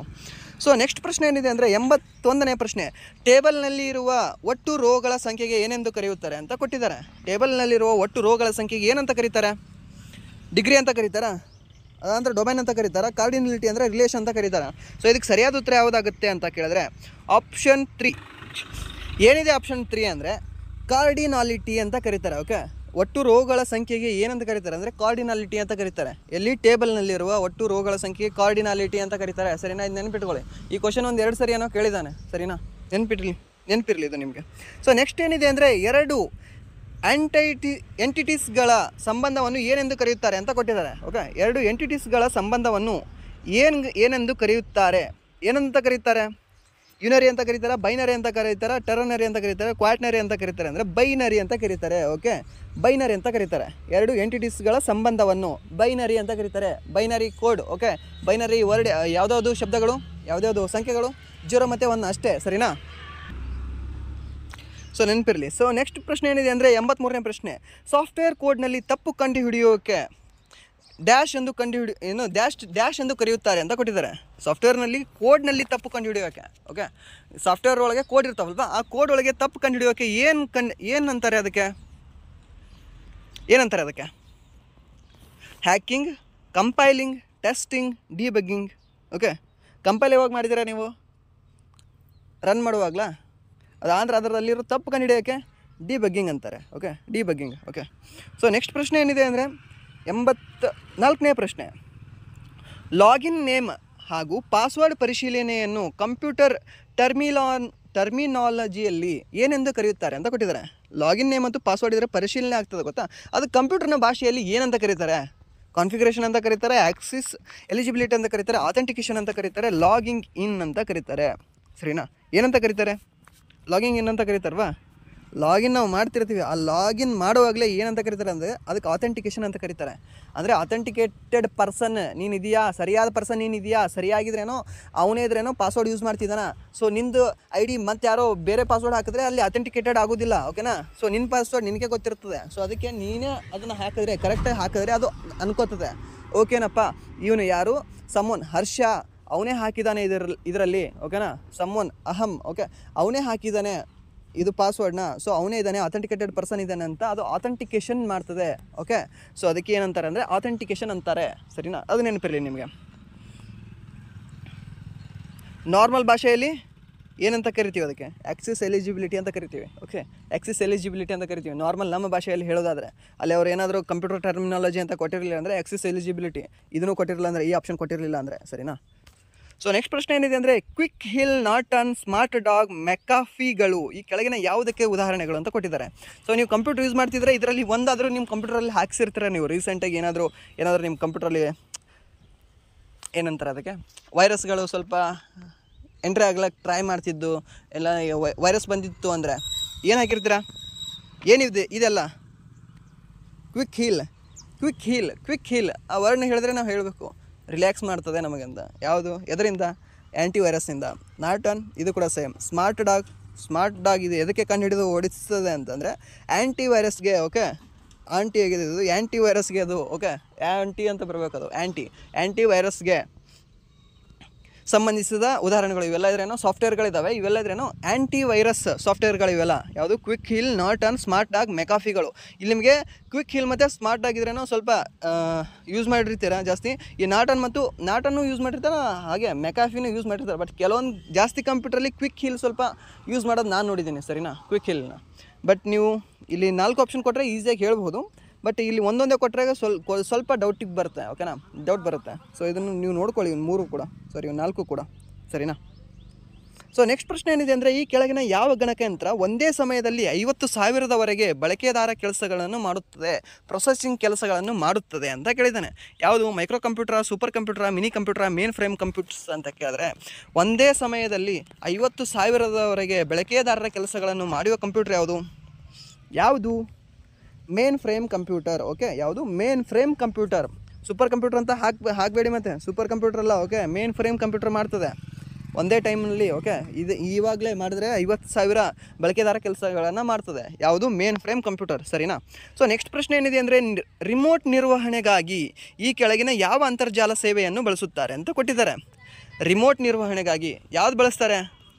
FTP, HTTP, RPC ಹಾಗೆ ಟೆಲ್ನೆಟ್ ಅಂತ ಇದೆ. ಸೊ ಇದಕ್ಕೆ ಸರಿಯಾದ ಉತ್ತರ ಯಾವುದಾಗುತ್ತೆ ಅಂದರೆ ಆಪ್ಷನ್ 4 ಟೆಲ್ನೆಟ್ ಇದೆ. ಇದು ಸರಿಯಾದ ಉತ್ತರ ಆಗುತ್ತೆ. ಯಾವುದಕ್ಕೆ? ರಿಮೋಟ್ ನಿರ್ವಹಣೆಗಾಗಿ ಈ ಕೆಳಗಿನ ಯಾವ ಅಂತರ್ಜಾಲ ಸೇವೆಯನ್ನು ಬಳಸುತ್ತಾರೆ ಅಂತ ಕೇಳಿದ್ರೆ ಟೆಲ್ನೆಟ್, ಸರಿನಾ? ಸೊ ನೆಕ್ಸ್ಟ್ ಇಲ್ಲಿ ಕೂಡ ಕಾನ್ಸೆಪ್ಟ್ ಹೇಳೋದು ಸ್ವಲ್ಪ ನೆಸಸರಿ ಇದೆ. ಏನಂತ ಅಂದರೆ ಕೆಳಗಿನವುಗಳಲ್ಲಿ ಯಾವುದು ಆಕ್ಟಲ್ ನಂಬರ್ ಅಲ್ಲ ಅಂತ ಕೊಟ್ಟಿದ್ದಾನೆ. ಸೊ ನಿಮಗೆ ಆಲ್ರೆಡಿ ಒಂದು ಗೊತ್ತಿರಲಿ, ಇವಾಗ 1001 1111 1000 1000. ಓಕೆ, ಇದರಲ್ಲಿ ಯಾವುದು ಬೈನರಿ ನಂಬರ್ ಇದೆ ಹೇಳಿ? ಆಪ್ಷನ್ ರಾಂಗ್ ಇದಾವೆ ಅಂತ ಇವಾಗ ನೀವು ಹೇಳಬೇಕು. ಯಾಕಂದರೆ 4 ರೈಟ್ ಆಗುತ್ತೆ ಅದರಲ್ಲಿ. ಓಕೆನಾ? ಇವು 4 ಕೂಡ ಬೈನರಿ ನಂಬರ್. ಇವಾಗ ಹೇಳಿ ಯಾವುದು ಬೈನರಿ ನಂಬರ್ ಅಲ್ಲ? ಆಪ್ಷನ್ 4 ಬೈನರಿ ನಂಬರ್ ಅಲ್ಲ. ಯಾಕಂದರೆ ಬೈನರಿ ನಂಬರಲ್ಲಿ 0 ಮತ್ತು 1 ಅಷ್ಟೇ ಬರ್ತವೆ. ಓಕೆನಾ? 0 ಮತ್ತು 1 ಅದರ ಕೋಡಲ್ಲೇ ಇರ್ತದೆ. ಯಾವುದು ಕೂಡ 0 1 ಬಿಟ್ಟು ಬೇರೆ ಹೋಗೋದಿಲ್ಲ ಬೈನರಿದಲ್ಲಿ, ಸರಿನಾ? ಇಲ್ಲಿ ಅವನೇನು ಕೇಳಿದಾನೆ ಅಂದರೆ ಆಕ್ಟಾ ಅಂತ ಕೇಳಿದ್ದಾನೆ, ಆಕ್ಟಲ್ ಅಂತ ಕೇಳಿದ್ದಾನೆ, ಸರಿನಾ? ಆಕ್ಟಲ್ ಅಂದರೆ 8 ಅಲ್ವಾ? 8 ತಾನೆ? ಸೊ ಆಕ್ಟಲ್ಲಿ ಏನೇನು ಬರ್ತವೆ ಅಂತ ಕೇಳಿದ್ರೆ 0 1 2 3 4 5 6 7 8 ಆಯಿತಾ? ಸಾರಿ, ನಾನೇ ರಾಂಗ್ ಮಾಡ್ದಾ? 0 1 2 3 4 5 6 7. ಓಕೆ, ಎಷ್ಟಾಯಿತು? 1 2 3 4 5 6 7 8 ಆಯಿತಾ? ಆಕ್ಟಲ್ ನಂಬರಲ್ಲಿ 8 ಅನ್ನೋ ನಂಬರ್ ಬರೋದಿಲ್ಲ. 8ರ ಮುಂದೆ ಯಾವುದು ಬರೋದಿಲ್ಲ, 0 to 7 ಮಾತ್ರ ಇರ್ತವೆ ಆಕ್ಟಲ್ ನಂಬರಲ್ಲಿ. ಇದು ನೆನಪಿರಲಿ ನಿಮಗೆ, ಕಾನ್ಸೆಪ್ಟ್ ಇದು. ಓಕೆನಾ? ಸೊ ನಿಮಗೆ ನಾರ್ಮಲಿ ಗೊತ್ತಿರ್ತದೆ. ಇಫ್ ಗೊತ್ತಿಲ್ಲ ಅಂತಂದರೆ ಗೊತ್ತಿರಲಾರ್ದವರಿಗೂ ಗೊತ್ತು ಮಾಡೋದೇ ನಮ್ಮ ಕೆಲಸ. ಓಕೆನಾ? ಸೊ ಅದನ್ನು ನೀವು ನೆನ್ಪಿಟ್ಕೊಳ್ಳಿ. ಆಕ್ಟಲ್ ನಂಬರಲ್ಲಿ ಬರೋದಿಲ್ಲ, ಸರಿನಾ? ಆಕ್ಟಲ್ ನಂಬರಲ್ಲಿ 7ಕ್ಕಿಂತ ಜಾಸ್ತಿ ನಂಬರ್ ಇರೋದಿಲ್ಲ. ಸೊ ಇಲ್ಲಿ ಯಾವುದಾದ್ರೂ ಇದಾವ? ಸೊ ತೆಗೆದು ಹಾಕ್ಬಿಡಿ ಅಷ್ಟೇ ಅದನ್ನು. ಯಾವುದಿದೆ? 2 7 4 7 ಇದೆ ಅಲ್ವಾ? 7 ಇದೆ. 7 ಇರಲಿ, 7ಕ್ಕಿಂತ ಕಡಿಮೆ ಇರಲಿ ನಡೀತದೆ. 0 ಇದ್ರೂ ನಡೀತದೆ. ಬಟ್ 7ಕ್ಕಿಂತ ಜಾಸ್ತಿ ಇರಬಾರ್ದು. 7ಕ್ಕಿಂತ ಜಾಸ್ತಿ 8 ಇದೆ ನೋಡಿ ಇದರಲ್ಲಿ. ಸೊ 8 ಇದೆಯಾ? ಸೊ 8 ಇದೆ. ಸೊ ಅದು ಆಗೋದಿಲ್ಲ. 9 ಇದೆ. ಸೊ ಇದು ಬಿಲ್ಕುಲ್ ಆಗೋದಿಲ್ಲ. ಸೊ ನೆಕ್ಸ್ಟ್ ಯಾವುದಂದರೆ 144 ಇದೆ. ಸೊ 144 7ಕ್ಕಿಂತ ಕಡಿಮೆ ಬರ್ತದೆ ತಾನೆ? ಸೊ ಅದು ಆಕ್ಟಲ್ ನಂಬರ್ ಆಗ್ತದೆ, ಸರಿನಾ? ಆಕ್ಟಲ್ ನಂಬರ್ ಆಗ್ತದೆ. ಸೊ ಇಲ್ಲಿ ಆಗದೆ ಇರೋದು ಯಾವುದಂದರೆ B ಮತ್ತು C ಎರಡೂ ಕೂಡ ಆಗೋದಿಲ್ಲ. ಸೊ ಇವಾಗ ನಾನು ಇವಾಗ ಒಂದು ಬರಿತೀನಿ ನೋಡಿ. ಇವಾಗ 1 7 9 3 4 5 6 ಇದು ಆಕ್ಟಲ್ ನಂಬರ್ ಹೌದೋ ಅಲ್ವೋ? ಅಲ್ಲ, ಯಾಕಂದರೆ 9 ಬಂದಿದೆ ಅಲ್ವಾ? ಸೀದಾ ತೆಗೆದು ಹಾಕ್ಬಿಡ್ಬೇಕಷ್ಟೇ ಇದನ್ನು. ಸೊ ಅದಾದ ನಂತರ 1 4 5 3 2 1 6 7 8 5 3 1 4 3 ಇದು ಆಕ್ಟಲ್ ನಂಬರ್ ಹೌದಾ ಅಲ್ವಾ? ಕಂಟಿನ್ಯೂ ಇದು ಎಲ್ಲ ಫುಲ್ ತೊಗೊಳ್ಳಿ, ಓಕೆನಾ. ಮೇಲ್ಗಡೆದು ಒಂದು ಇದು ಎ ಮತ್ತು ಇದು ಬಿ ಅಂತಲ್ಲ, ಎರಡು ಕೂಡ ಇದ್ರೇನು ಎ ಅಂತಲೇ ತೊಗೊಳ್ಳಿ. ಯಾವುದಾಗುತ್ತೆ ಆಕ್ಟಲ್ ನಂಬರ್, ಹೌದಾ ಅಲ್ವಾ? ಅಲ್ಲ, ಯಾಕಂದರೆ 8 ಅನ್ನೋದು ಬಂದಿದೆ, ಸರಿನಾ? ನೆನಪಿರಲಿ ಇದು ನಿಮಗೆ. ಸೊ ಮುಂದಿನ ಪ್ರಶ್ನೆ ಏನಿದೆ ಅಂದರೆ, ಕೆಳಗಿನವುಗಳಲ್ಲಿ ಯಾವುದು ಮಾನ್ಯವಾದ ಬೈನರಿ ಸಂಖ್ಯೆ ಅಲ್ಲ ಅಂತ ಕೊಟ್ಟಿದ್ದಾನೆ, ಸರಿನಾ? ಇವಾಗಲೇ ಆಕ್ಟಾ ಕೇಳಿದ್ದ. ಆಕ್ಟಾದಲ್ಲಿ ನಿಮಗೆ 0 to 7 ಬರ್ತದೆ. ಬಟ್ ಇಲ್ಲಿ ಬೈನರಿನಲ್ಲಿ ಯಾವ್ದು ಬರ್ತದೆ ಅಂದರೆ ಬೈನರಿ. ಬೈ ಅಂದರೆ ಎಷ್ಟು? ಎರಡೇ ಏನೋ ಶಬ್ದ, 2 ಅಂತ ಮೀನಿಂಗ್ ಕೊಡ್ತದಲ್ಲ ಬೈ ಅಂದರೆ. ಓಕೆ, ಬೈ ಅಂದರೆ ಆ ಬೈಯೋದಲ್ಲ. ಓಕೆ, ಬೈ ಅಂತಂದರೆ 2 ಬರ್ತದೆ. ಓಕೆ, ಸೊ ಬೈ ಅಂತಂದರೆ 2 ಬರ್ತದೆ ಅಂದರೆ 2 ಯಾವುದಿದೆ? ಒಂದು 0 ಮತ್ತು 1 ಇದೆ. ಸೊ 0 ಮತ್ತು 1 ಇರೋದು ಬಿಟ್ಟು ಯಾವ್ದು ಇದರಲ್ಲಿದೆ ತೆಗೆದಾಕ್ಬಿಡಿ ಅಷ್ಟೇ. 2 ಇದೆಯಾ? 2 ಬರೋದೇ ಇಲ್ಲ ಅಲ್ಲಿ, 1 ಬರುತ್ತಾ? ಓಕೆ, 1 0 1 0 1 0 ಎಲ್ಲ ಬರುತ್ತೆ. ಸೊ ಇದರಲ್ಲಿ ಆಪ್ಷನ್ ಸಿ ಏನಿದೆಯಲ್ಲ ಇದು ಬರೋದಿಲ್ಲ ನೋಡಿ, ಇದು ಓಕೆ, ಆಪ್ಷನ್ ಸಿ ಬರೋದಿಲ್ಲ, ಸರಿನಾ? ಇದು ನೆನಪಿರಲಿ ನಿಮಗೆ. ಸೊ ನೆಕ್ಸ್ಟ್ ಏನಿದೆ ಅಂದರೆ, ಇಮೇಲ್ ಸಂಯೋಜನೆಯಲ್ಲಿ BCCಯ ಸಂಕ್ಷಿಪ್ತ ರೂಪವೇನು ಅಂತ ಕೇಳಿದ್ದಾನೆ. ಇಮೇಲ್ ಸಂಯೋಜನೆ ಮಾಡ್ತಿರೋಲ್ಲ, ಸಂಯೋಜನೆ ಮಾಡಿದಾಗ ಯಾರಿಗೊಬ್ಬರಿಗೆ ನಾವು ಮೇಲ್ ಕಳಿಸ್ತಾ ಇರ್ತೀವಿ. ಲಾಸ್ಟ್ ವೀಡಿಯೋದಲ್ಲಿ ನಾನು ನಿಮಗೆ ಆಲ್ರೆಡಿ ಹೇಳಿದ್ದೆ, CC ಮತ್ತು BCC ನಡುವಿನ ವ್ಯತ್ಯಾಸ. ಸೊ CC ಅಂದರೆ ಯಾರಿಗಾದರೂ ನೀವು ಇನ್ಫಾರ್ಮೇಷನ್ ಇರಲಿ, ಯಾರಿಗೊಬ್ಬರಿಗೆ ನೀವು ಮೆಸೇಜ್ ಕಳಿಸ್ತಿದ್ದೀರಾ, ಸರಿನಾ? ಯಾರಿಗೊಬ್ಬರಿಗೆ ಮೆಸೇಜ್ ಕಳಿಸ್ತಿದ್ರೆ ಅದು ನೀವು ಇನ್ನೊಬ್ಬರಿಗೂ ಅಲ್ಲಿ ಮೆನ್ಷನ್ ಮಾಡಿರ್ತೀರ, ಬಟ್ ನೀವು ಯಾರಿಗೆ ಕಳಿಸಿರ್ತೀರ ಅಲ್ವಾ ಅವ್ರಿಗೆ ಗೊತ್ತಾಗಲ್ಲ ಅದು ನೀವು ಯಾರಿಗೆ ಮೆನ್ಷನ್ ಮಾಡಿದ್ದೀರಾ ಅಂತ. ಸೊ ಅದಕ್ಕೆ ಬ್ಲೈಂಡೆಡ್ ಕಾರ್ಬನ್ ಕಾಪಿ ಅಂತ ಕರೀತಾರೆ, ಸರಿನಾ? ಬ್ಲೈಂಡ್ ಕಾರ್ಬನ್ ಕಾಪಿ ಅಂತ ಕರೀತಾರೆ. ಬ್ಲೈಂಡ್ ಕಾರ್ಬನ್ ಕಾಪಿ ಅಂದರೆ ನೀವು ಯಾರಿಗೆ 2 ಇಟ್ಟಿರ್ತೀರಲ್ವಾ ಅವ್ರಿಗೆ ಕಣ್ಣು ಮುಚ್ಚಿದಂಗೆ ಆಗುತ್ತೆ, ಅವರಿಗೆ ಕಾಣಿಸೋದಿಲ್ಲ ನೀವು ಮತ್ತೊಬ್ಬರಿಗೆ ಯಾರಿಗಿದ್ರೇನೋ ಆ ಮೆಸೇಜ್ ಕಳಿಸಿದ್ದೀರಾ ಅಂತ, ಮೇಲ್ ಮಾಡಿದಿರಾ ಅಂತ, ಸರಿನಾ? ನೀವು ಮೇಲ್ ಮಾಡಿರೋದೆಲ್ಲ ಕಾಣಿಸುತ್ತೆ, ಬಟ್ ನೀವು ಯಾರಿಗೆ ರೆಸಿಪೆಂಟ್ಸ್ ಆಗಿ BCCನಲ್ಲಿ ಇಟ್ಟಿದ್ದೀರಾ ಅಂತ ಕಾಣಿಸೋದಿಲ್ಲ, ಸರಿನಾ? BCC ಅಂದರೆ ಬ್ಲೈಂಡ್ ಕಾರ್ಬನ್ ಕಾಪಿ. ಯಾರಿಗೆ? ನನ್ನ ಕಣ್ಣಿಗಲ್ಲ, ಅದಾದ ನಂತರ ನಾವು ಯಾರಿಗೆ BCCನಲ್ಲಿ ಇಟ್ಟಿರ್ತೀವಲ್ಲ ಅವ್ರ ಕಣ್ಣಿಗೂ ಅಲ್ಲ. ಆ್ಯಕ್ಚುಲಾಗಿ ನಾವು ಯಾರಿಗೆ 2 ಇಟ್ಟು ಕಳಿಸಿರ್ತೀವಿ ಗೊತ್ತಾ, 2 ರೆಸಿಪೆಂಟ್ಸ್ಗೆ, ಆ ಯಾರಿಗೆ ವ್ಯಕ್ತಿಗೆ, ಆ 2 ಇಟ್ಕೊಂಡ ವ್ಯಕ್ತಿಗೆ ಅವನಿಗೆ ಏನೋ ಬ್ಲೈಂಡ್ ಆಗ್ತದೆ, ಅವ್ನ ಕಣ್ಣು ಬ್ಲೈಂಡ್ ಆಗ್ತದೆ, ಓಕೆನಾ? ಅವನಿಗೆ ಕಾಣಿಸೋದಿಲ್ಲ, ಯಾರು BCCನಲ್ಲಿ ಇಟ್ಟ ವ್ಯಕ್ತಿಗೆ ಏನೋ ವ್ಯಕ್ತಿನ ಕಾಣಿಸೋದಿಲ್ಲ, ಸರಿನಾ? ನೆನಪಿರಲಿ. ಸೊ ನೆಕ್ಸ್ಟ್ ಅಟೋಸಮ್ ಚಿಹ್ನೆಯನ್ನು, ಸಾರಿ ಅದು ಚಿಹ್ನೆಯನ್ನು ಅಂತ ಅದು ಓದೋದೇ ಅದೇ ರೀತಿ ಓದ್ತೀವಲ್ಲ. ಸೊ ಈ ಚಿಹ್ನೆಯನ್ನು ಯಾತಕ್ಕಾಗಿ ಬಳಸಲಾಗುತ್ತದೆ ಅಂತ ಕೇಳಿದ್ರೆ ಅಟೋಸಮ್ಗೆ ಬಳಸಲಾಗ್ತದೆ. ಓಕೆ, ಈ ಚಿಹ್ನೆ ಅಂತ ನಾವು ಓದೋದೇ ಇದ್ರೆ ಈ ಚಿಹ್ನೆ ಅಂತ ಹಿಂಗೆ ಓದೋದೇ ಇಲ್ಲ, ಅದನ್ನು ಅಟೋಸಮ್ ಅಂತಲೇ ಓದಿರ್ತೀವಿ ಅಲ್ವಾ. ಸೊ ಈ ಚಿಹ್ನೆ ಅಂತ ಏನಂತ ಹೇಳ್ತೀರಿ? ಇದಕ್ಕೆ ಈಕ್ವಲ್ ಅಂತ ಹೇಳ್ತೀರಲ್ವಾ, ಈಕ್ವಲ್ ಅಂತಲೇ ಓದಿರ್ತೀರಾ. 2 ಮೇಲೊಂದು ಗೆರೆ ಕೆಳಗೊಂದು ಗೆರೆ ಅಂತ ಹೆಂಗೆ ಓದಿರ್ತೀವ? ಇಲ್ಲ ತಾನೇ? ಇದು ಹಿಂಗೊಂದು ಗೆರೆ ಹೋಗಿದೆ ಹಿಂಗೊಂದು ಗೆರೆ ಇದೆ ಅಂತ ಓದಲ್ಲ ಅಲ್ವಾ. ಇದಕ್ಕೂ ಕೂಡ ಅಟೋಸಮ್ ಅಂತಲೇ ಓದಬೇಕು, ಸರಿನಾ? ಸೊ ಅದಕ್ಕೆ 91ನೇ ಪ್ರಶ್ನೆಗೆ ಉತ್ತರ ಯಾವುದು ಅಂದರೆ ಅಟೋಸಮ್. ಎಲ್ಲಿ? ಎಕ್ಸೆಲಲ್ಲಿ ನೀವು ಜಾಸ್ತಿ ಯೂಸ್ ಮಾಡ್ತೀರಾ ಇದನ್ನು, ಸರಿನಾ? ಎಕ್ಸೆಲಲ್ಲೇ ಯೂಸ್ ಮಾಡ್ತೀರಾ ಇದನ್ನು. ಸೊ ನೆಕ್ಸ್ಟ್ ಏನಿದೆ ಅಂದರೆ, ನಮ್ಮ ಗಣಕಯಂತ್ರದಲ್ಲಿರುವ ಪ್ರೋಗ್ರಾಮನ್ನು ಅನ್ಇನ್ಸ್ಟಾಲ್ ಮಾಡಲು ವಿಂಡೋಸ್ನಲ್ಲಿ ಕಂಟ್ರೋಲ್ನ ಪೆನಲ್ನ ಯಾವ ಆಯ್ಕೆಯನ್ನು ಬಳಸಲಾಗುತ್ತದೆ ಅಂತ ಕೇಳಿದ್ದಾನೆ. ನನ್ನ ಗಣಕಯಂತ್ರ ಮೀನ್ಸ್ ನನ್ನ ಕಂಪ್ಯೂಟರ್ ಒಳಗೆ, ನನ್ನ ಸಿಸ್ಟಮ್ ಒಳಗೆ ಯಾವುದೋ ಒಂದು ಪ್ರೋಗ್ರಾಮ್ನ ನಾನು ಅನ್ಇನ್ಸ್ಟಾಲ್ ಮಾಡಬೇಕು. ಏನು ಮಾಡ್ತೀರಾ? ಫೋನಲ್ಲಿ ತೊಗೊಂಡು ಹಾಗೆ ಸ್ವಲ್ಪ ಲಾಂಗ್ ಪ್ರೆಸ್ ಮಾಡ್ತೀರಾ, ಮೇಲೆ ಅನ್ಇನ್ಸ್ಟಾಲ್ ಬರುತ್ತೆ, ಹಾಗೆ ಮಾಡ್ತೀರಾ? ಹಾಗೆ ಬರೋದಿಲ್ಲ ಅಲ್ವಾ ಕಂಪ್ಯೂಟ್ರಲ್ಲಿ. ಏನು ಮಾಡ್ತದೆ ಅಂತ ಕೇಳಿದ್ರೆ, ಕಂಪ್ಯೂಟ್ರಲ್ಲಿ ಪ್ರೋಗ್ರಾಮ್ ಮತ್ತು ಫೀಚರ್ಸ್ ಅನ್ನೋ ಸೆಟ್ಟಿಂಗ್ನಲ್ಲಿ ಹೋಗಬೇಕು. ಓಕೆ, ಪ್ರೋಗ್ರಾಮ್ ಮತ್ತು ಫೀಚರ್ಸ್ನಲ್ಲಿ ಹೋದರೆ ಅಲ್ಲಿ ನಮಗೆ ಅನ್ಇನ್ಸ್ಟಾಲ್ ಮಾಡೋದು ಏನೋ ವಿಸಿಬಿಲಿಟಿ ಕಾಣಿಸ್ತದೆ, ಅನ್ಇನ್ಸ್ಟಾಲ್ ಅಂತ ಬರ್ತದೆ ಅಲ್ಲಿ. ಸೊ ಎಲ್ಲಿ ಹೋಗಬೇಕು ಅಂದರೆ ಫಸ್ಟ್ ಕಂಟ್ರೋಲ್ ಪೆನಲ್ಗೆ ಹೋಗಬೇಕು. ಏನೇ ಮಾಡಬೇಕು ಅಂದರೆ ನೀವು ಸೆಟ್ಟಿಂಗ್ಸ್ ರಿಲೇಟೆಡ್ ಕಂಟ್ರೋಲ್ ಪೆನಲ್ಗೆ ಹೋಗಬೇಕು, ಇದು ನೆನಪಿರಲಿ, ಸರಿನಾ? ಬಟ್ ಅವ್ನು ಕೊಟ್ಟಿದ್ದಾನೆ ಕಂಟ್ರೋಲ್ ಪೆನಲ್ಗೆ ಮೊದಲು ಹೋಗು ಅಂತ. ಬಟ್ ಅಲ್ಲಿ ಹೋದ ನಂತರ ಯಾವ ಸೆಲೆಕ್ಟ್ ಮಾಡ್ತೀವಿ ಅಂತ ಕೇಳಿದ್ದಾನೆ. ಯಾವುದು ಅಂದರೆ ಪ್ರೋಗ್ರಾಮ್ ಮತ್ತು ಫೀಚರ್ಸ್ ಅನ್ನೋದು ಒಂದು ಸೆಟ್ಟಿಂಗ್ ಬರ್ತದೆ, ಅದನ್ನು ನೀವು ಕ್ಲಿಕ್ ಮಾಡಿದ್ರೆ ಮುಂದೆ ಅನ್ಇನ್ಸ್ಟಾಲ್ ಅಂತ ಬರ್ತದೆ, ಅಲ್ಲಿ ನೀವು ಅನ್ಇನ್ಸ್ಟಾಲ್ ಮಾಡ್ಬೋದು, ಸರಿನಾ? ನೆನಪಿರಲಿ ಇದು ನಿಮಗೆ. ಸೊ ನೆಕ್ಸ್ಟ್, ಕಂಪ್ಯೂಟರ್ ಪರದೆಯನ್ನು ರಿಫ್ರೆಶ್ ಮಾಡಲು ಯಾವ ಬಟನನ್ನು ಅಥವಾ ಯಾವ ವಿಂಡೋಸ್ ಆಪ್ರೇಟಿಂಗ್ ಸಿಸ್ಟಮ್ನಲ್ಲಿ ಬಳಸುತ್ತಾರೆ? ವಿಂಡೋಸ್ ಆಪ್ರೇಟಿಂಗ್ ಸಿಸ್ಟಮಲ್ಲಿ ಯಾವ ಬಟನನ್ನು ಬಳಸ್ತಾರೆ ಅಂದರೆ ಕೊಟ್ಟಿದ್ದಾನೆ, ಸರಿನಾ? F5 ಯಾವುದು? ಸಾರಿ, ನಾನು ಆನ್ಸರ್ ಹೇಳ್ದಾ? ಓಕೆ, F5 ಬಳಸ್ತಾರೆ ಎಲ್ಲಿ? ವಿಂಡೋಸ್ ಆಪ್ರೇಟಿಂಗ್ ಸಿಸ್ಟಮಲ್ಲಿ. ಬಟ್ ಮೈಕ್ರೋಸಾಫ್ಟ್ ವರ್ಡಲ್ಲಿ F5 ಎದಕ್ಕೆ ಯೂಸ್ ಮಾಡ್ತಾರೆ ಹೇಳಿ ನೋಡೋಣ, ಹೇಳ್ಬೋದಾ? ಮೈಕ್ರೋಸಾಫ್ಟ್ ವರ್ಡಲ್ಲಿ ಎದಕ್ಕೆ ಯೂಸ್ ಮಾಡ್ತಾರೆ? ಹಾಗೆ ಔಟ್ಲುಕ್ ಅಂತ ಬರ್ತದೆ. ನೀವು ಔಟ್ಲುಕ್ ಇದ್ರೆ ಯೂಸ್ ಮಾಡಿಲ್ಲ ಅನಿಸುತ್ತೆ. ಮ್ಯಾಕ್ಸಿಮಮ್ ಜನ ನೀವು ಜಿಮೇಲೆ ಯೂಸ್ ಮಾಡ್ತೀರಾ, ಮ್ಯಾಕ್ಸಿಮಮ್ ಅಂದರೆ ಆಲ್ ಓವರ್ ಇಂಡಿಯಾದಲ್ಲಿ ಜಾಸ್ತಿ ಜಿಮೇಲೆ ಯೂಸ್ ಮಾಡ್ತಾರೆ.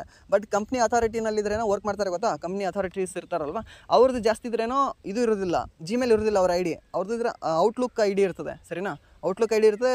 ಲಾಸ್ಟ್ ಹೆಂಗೆ ಬರ್ತದೆ ಅಂದರೆ, ಇವಾಗ ನನ್ನ ID ಯಾವುದು ಅಂದರೆ ಸಮಥಿಂಗ್ ಒಂದು ನಂದು ಹೆಸರು ಬೇಡ, XYZ ಅಂತ ನನ್ನ ಹೆಸರು ಬರುತ್ತೆ. ಅವಾಗನ ಹೆಸರು ಬಂದು ಮುಂದೆ @gmail.com ಅಂತ ಬರೋದಿಲ್ಲ, outlook.com ಅಂತ ಬರ್ತದೆ, ಸರಿನಾ? outlook.com ಅಂತ ಬರ್ತದೆ. ಬಟ್ ಆ್ಯಕ್ಚುಲಾಗಿ ನಂದು outlook.com ಇಲ್ಲ, ನಮ್ದಿದ್ರೇನೋ ಪ್ರೀಮಿಯಮ್ ಇದೆ. ಸೊ ಪ್ರೀಮಿಯಮ್ ಇರೋ ಕಾರಣದಿಂದ ಮುಂದೆ ಕೂಡ ನನ್ನ ಹೆಸರನ್ನೇ ನಾನು ಇದ್ರೆ ಹಾಕೋಬಹುದು, ಸರಿನಾ? ಡೊಮೈನಿಂದ ನನ್ನ ಹೆಸರನ್ನೇ ಹಾಕೋಬೋದು, ನನ್ನ ಹೆಸರೇ ಇದೆ, ಸರಿನಾ? ಮುಂದೆ ಸೊ ಅದಕ್ಕೆ ಪ್ರೀಮಿಯಮ್ ತೊಗೊಳ್ಳೋದು ಅಂತಾರೆ, ಓಕೆನಾ? ಅದು ಪ್ರೀಮಿಯಮ್ ಕೊಡ್ತದೆ ಯಾವುದು ಅಂದರೆ ಔಟ್ಲುಕ್. ಸೊ ಅದಕ್ಕೆ ಅದನ್ನು ಯೂಸ್ ಮಾಡ್ತಾರೆ. ಇವನ್ ಕಂಪ್ನಿಯಲ್ಲಿ ಕೂಡ ನೀವು ನೋಡಿರ್ತೀರಾ, ಯಾವುದಾದ್ರೂ ಯಾವ ಕಂಪ್ನಿ ಅಂತಂದರೆ ಇವಾಗ ಸಮ್ ಬಿಗ್ಗೆಸ್ಟ್ ಕಂಪ್ನಿ ನಮ್ಮ ಕರ್ನಾಟಕದಲ್ಲಿ ಅಂದರೆ ಒಂದು ಟೊಯೋಟಾ ಕಂಪ್ನಿ ಅಂತ ಇದೆ ಗೊತ್ತಾ. ಆ ಟೊಯೋಟಾ ಕಂಪ್ನಿದು ಅಲ್ಲಿ ಯಾವುದು ಯೂಸ್ ಮಾಡ್ತಾರೆ ಅಂದರೆ ಅಲ್ಲಿ ಕೂಡ ಇದ್ರೇನೋ ಔಟ್ಲುಕ್ ಯೂಸ್ ಮಾಡ್ತಾರೆ ಆಲ್ ಓವರ್ ಕಂಪ್ನಿ. ಆ ಕಂಪ್ನಿ ಎಂಪ್ಲಾಯಿಗಳದಿದ್ರೆ ಐ ಡಿ ಹೇಗಿರುತ್ತೆ ಅಂದರೆ ಅವ್ರ ಹೆಸರು ಇರ್ತದೆ. ಓಕೆ, ಅವ್ರ ಹೆಸರು ಇರ್ತದೆ, ಫಸ್ಟ್ ಅವ್ರ ಹೆಸರು ಇರ್ತದೆ, ಅವ್ರ ಹೆಸರು ಜೊತೆ ಅವ್ರ ಐ ಡಿ ನಂಬರ್ ಇರ್ತದೆ. ಸರಿನಾ, ಅವ್ರ ಐ ಡಿ ನಂಬರ್ ಇರ್ತದೆ, ಸಮ್ ಐ ಡಿ ನಂಬರ್ ಏನೋ ಇರ್ತದೆ. ಓಕೆನಾ, ಇಲ್ಲಿ ಏನಾದರೂ ಇಟ್ಕೊಳ್ಳಿ. ಓಕೆ, A104 ಏನಾದರೂ ಒಂದು ಇಟ್ಕೊಳ್ಳಿ. ಸೊ ಆ ರೀತಿ ಐ ಡಿ ಇರ್ತದೆ. ಆ ಐ ಡಿ ಮುಂದ್ಗಡೆ ಓಕೆ ಆ್ಯಟ್ ಅಂತ ಬಂದಾಗ ಅವ್ರ ಕಂಪ್ನಿ ಹೆಸರು ಇರ್ತದೆ. Okay, Toyota Kirloskar. Okay, Toyota Kirloskar .com ಅಂತ ಹೀಗೆ ಬರ್ತದೆ. outlook.com ಅಂತ ಬರೋದಿಲ್ಲ, ಯಾಕಂದರೆ ಅವರು ಏನೋ ಪ್ರೀಮಿಯಮ್ ತೊಗೊಂಡಿರ್ತಾರೆ. ಸರಿನಾ, ನೀವು ಕೂಡ ಪ್ರೀಮಿಯಮ್ ತೊಗೋಬೋದು. ಸರಿಯಾ, ಸೊ ಆ ರೀತಿ ನೀವು ಜಾಬ್ ಮಾಡ್ಕೊಳ್ಳಿ, ಪ್ರೀಮಿಯಮ್ ತೊಗೊಳ್ಳಿ ನೀವು ಕೂಡ. ಸೊ ಇದಕ್ಕೆ F5 ಇದಕ್ಕೆ ಸರಿಯಾದ ಉತ್ತರ ಆಗುತ್ತೆ. ಬಟ್ ಆ ಔಟ್ಲುಕ್ಕಲ್ಲಿ F5 ಅನ್ನೋದು ಏನಂತ ನನಗೆ ಹೇಳಿ. ಓಕೆ, ನಾವು ಕಾಮೆಂಟ್ ಮಾಡಿ ನೋಡೋಣ. ಸೊ ನೆಕ್ಸ್ಟ್ ಏನಿದೆ ಅಂದರೆ ಮೈಕ್ರೋಸಾಫ್ಟ್ ವರ್ಡ್ ಫೈಲ್ನ ಎಕ್ಸ್ಟೆನ್ಷನ್ ಯಾವುದು ಅಂತ ಕೊಟ್ಟಿದ್ದಾನೆ. ಮೈಕ್ರೋಸಾಫ್ಟ್ ವರ್ಡ್ ಒಳಗೆ ಇದ್ರೆ ಯಾವ್ದು ಎಕ್ಸ್ಟೆನ್ಷನ್ ಇದೆ, ಯಾವುದಿದೆ? DOC ಇದೆಯಾ, DOCX ಇದೆ, ಎರಡು ಕೂಡ ಇದೆ. ಓಕೆ, DOC ಮತ್ತು DOCX. ಇದು ಡಾಟ್ ಆಗೋದಿಲ್ಲ, XML ಆಗೋದಿಲ್ಲ, ಅದಾದ ನಂತರ .bin ಕೂಡ ಇಲ್ಲ ವರ್ಡಲ್ಲಿ. ಅದಾದ ನಂತರ ನಿಮ್ಮ PDF ಯಾವುದು ಬರ್ತದೆ? DOC ಬರುತ್ತಾ, ಡಾಕ್ಯುಮೆಂಟ್ ಅದು ಬರುತ್ತಾ, PDF ಅಂತ ಬರುತ್ತಾ, ಪೋರ್ಟೇಬಲ್ ಡಾಕ್ಯುಮೆಂಟ್ ಫೈಲ್. ಓಕೆ, ಬರ್ತೈತಲ್ವಾ, ಅದು ಓದಕ್ಕೆ ಮಾತ್ರ, ಅದಕ್ಕೆ ಎಡಿಟ್ ಮಾಡೋಕ್ಕೆ ಬರೋದಿಲ್ಲ. ಬಟ್ ಈ ನೀವು DOC ಇದೆಯಲ್ಲ ಮೈಕ್ರೋಸಾಫ್ಟ್ ವರ್ಡಲ್ಲಿ ನೀವು ಎಡಿಟ್ ಮಾಡ್ಬೋದು. ಸರಿನಾ, PDF ಮತ್ತು ಡಾಕ್ಗೆ ಇರೋ ವ್ಯತ್ಯಾಸ ಇದೆ.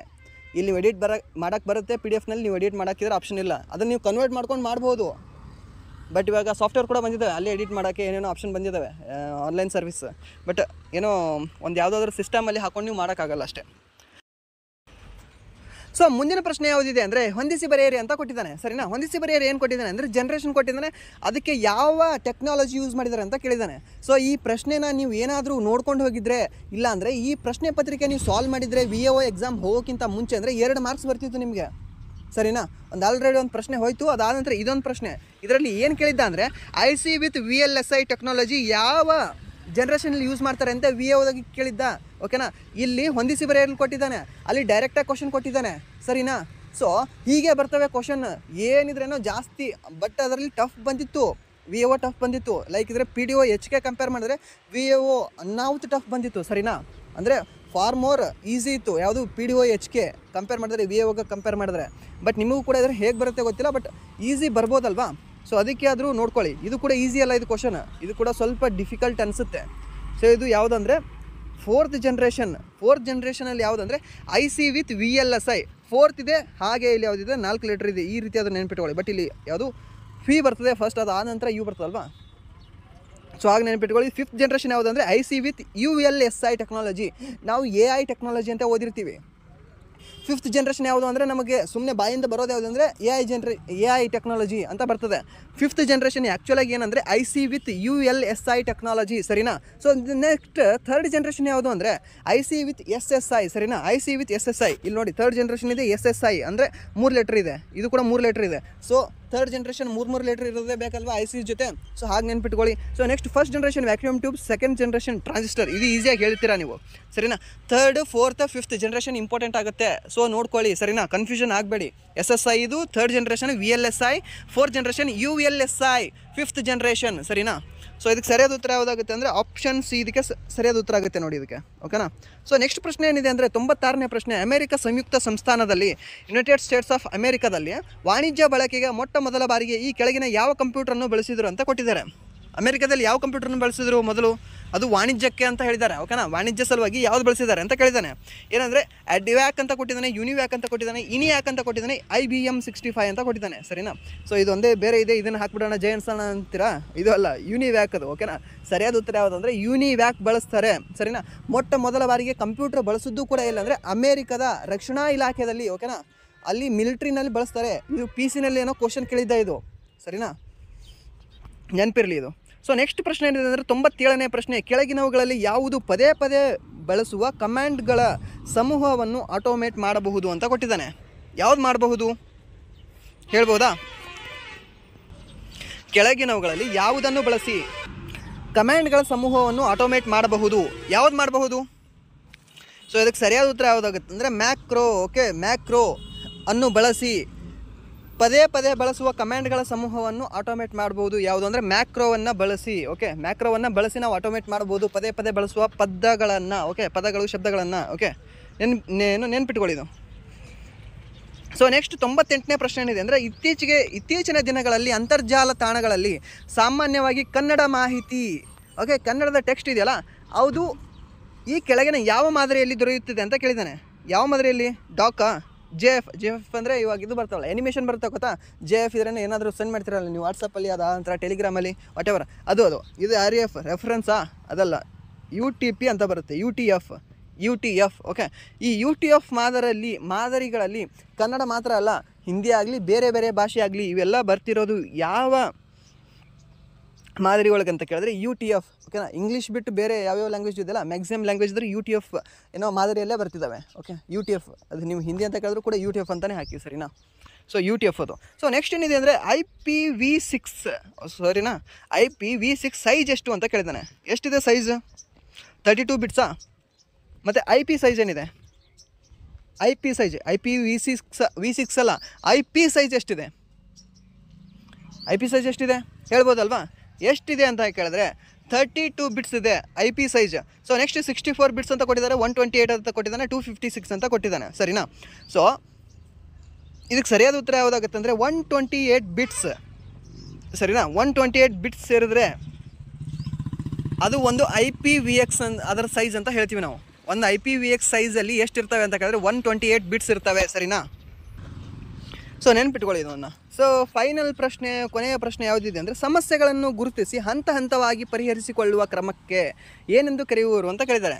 Algorithm, flow chart, pseudo code, ಹಾಗೆ MS ವರ್ಡ್ ಅಂತ ಕೊಟ್ಟಿದ್ದಾರೆ. MS ವರ್ಡ್ನಲ್ಲಿ ನಾವು ಹಂತ ಹಂತವಾಗಿ ಏನಾದರೂ ಸಮಸ್ಯೆಗಳನ್ನ ಗುರುತಿಸಿ ಅದನ್ನು ಬಗೆಹರಿಸ್ಕೊಳ್ತೀವಾ? ಇಲ್ಲ. ಫ್ಲೋ ಚಾರ್ಟಲ್ಲಿ ಏನೂ ಇಲ್ಲ. ಓಕೆ, ಫ್ಲೋ ಚಾರ್ಟಲ್ಲಿ ಇದು ಬರೋದೇ ಇಲ್ಲ, ಅದು ಸಂಬಂಧ ಬರೋಲ್ಲ. ಸ್ಯೂಡೋ ಕೋಡಲ್ಲಿ ನಮಗೆ ಇಲ್ಲ ಇದು. ಸೊ ಇದಕ್ಕೆ ಸರಿಯಾದ ಉತ್ತರ ಯಾವುದಂದರೆ algorithm. Okay, algorithm. So algorithm ಅಂತ ಹೇಳ್ತೀವಿ ನಾವು ಅದಕ್ಕೆ. ಹಂತ ಹಂತವಾಗಿ ಆಲ್ಗರಿದಮೇ ಎಲ್ಲ ಮೇಂಟೈನ್ ಮಾಡ್ತದೆ. ಇವಾಗ ನನ್ನ ವಿಡಿಯೋ ನೀವು ಇಲ್ಲಿವರೆಗೂ ನೋಡ್ತಾ ಇದ್ದೀರಾ ಅಂತ ಅದಕ್ಕೆ ಸಜೆಷನ್ ಮಾಡಿರೋದು ಕೂಡ ಯೂಟ್ಯೂಬ್ ಆಲ್ಗರಿದಮ್, ಸರಿನಾ. ಅದು ಹಂತ ಹಂತವಾಗಿದ್ರೇನೋ ಒಂದು ಫ್ಲೂಯೆಂಟಾಗಿ ವರ್ಕ್ ಮಾಡ್ತಿರ್ತದೆ ಅದು. ಓಕೆನಾ, ಯಾವುದೋ ಆಲ್ಗರಿದಮ್ ಅನ್ನೋದು ಒಂದು ಸಿಸ್ಟಮ್ ಅದು ಆ್ಯಕ್ಚುಲಾಗಿ. ಓಕೆ, ಕಂಪ್ಯೂಟ್ರಲ್ಲಿ ಯೂಸ್ ಮಾಡ್ತಾರೆ ಅದನ್ನು, ಸರಿನಾ. ಕಂಪ್ಯೂಟರ್ CPU ಯೂಸ್ ಆಗ್ತದೆ ಅದು, ಯಾವುದೋ ಆಲ್ಗರಿದಮ್ನ, ಸರಿನಾ. ಸೊ ಇಲ್ಲಿವರೆಗೆ ಇದಾಗಿತ್ತು BMTC ನಾನ್ HK ಕಂಪ್ಯೂಟರ್ನ ಪ್ರಶ್ನೆಗಳು. ಸೊ ಇದರಲ್ಲಿ ನಿಮಗೆ ರಿಪೀಟ್ ಕೂಡ ಆಗಬಹುದು, ರಿಪೀಟ್ ಆಗಲ್ಲ ಅಂತಲ್ಲ, ನಿಮಗೆ ರಿಪೀಟ್ ಆಗಲಿಲ್ಲ ಅಂದರೂ ಸೊ ನೆಕ್ಸ್ಟ್ ಬೇರೆ ಯಾವುದಾದ್ರೂ ಎಕ್ಸಾಮ್ಗೆ ನಿಮಗಿದು ಹೆಲ್ಪ್ಫುಲ್ ಆಗುತ್ತೆ, ಸರಿನಾ. ಸೊ ಇಷ್ಟು ಹೇಳ್ತಾ ಇಲ್ಲಿವರೆಗೂ ವೀಡಿಯೋ ನೋಡೋದಕ್ಕಾಗಿ ಧನ್ಯವಾದಗಳು. ಇಲ್ಲಿವರೆಗೂ ವೀಡಿಯೋ ನೋಡಿ, ವಿಡಿಯೋ ಇಷ್ಟ ಆಗಿದ್ದರೆ ಲೈಕ್ ಮಾಡಿ. ಇಫ್ ವಿಡಿಯೋ ಇಷ್ಟ ಆಗಲಿಲ್ಲ ಅಂದರೆ ಸೊ obviously ಡಿಸ್ಲೈಕ್ ಮಾಡಿ ಅಂತ ಹೇಳ್ತಾ ವಿಡಿಯೋ ಎಂಡ್ ಮಾಡ್ತಾ ಇದ್ದೀನಿ. Thank you so much.